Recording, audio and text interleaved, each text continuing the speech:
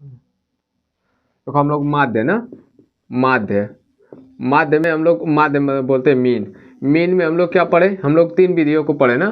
पहला क्या था, प्रत्यक्ष, प्रत्यक्ष विधि ना, प्रत्यक्ष विधि। तो प्रत्यक्ष विधि से हम लोग माध्य निकालेंगे, तो इसके लिए फार्मूला क्या आता है, इसको बोलते हैं सिग्मा। तो ये होता है सिग्मा F1 x1 बटा के सिग्मा F1।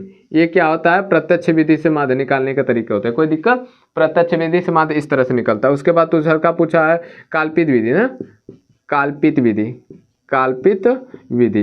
जब काल्पित विधि से हम लोग को माध्य निकालना हो तो कैसे निकालेंगे, इसके लिए माध्य निकालना होगा तो ए प्लस देखो F1 सिग्मा F1 D1 क्या होगा, सिग्मा F1 D1 बटा के सिग्मा F1। ये क्या है, काल्पित माध्य निकालने की फार्मूला है ना। इस तरह से हम लोग इससे काल्पित माध्य निकालेंगे। तीसरा पूछ रहा है विचलन माध्य, विचलन विधि।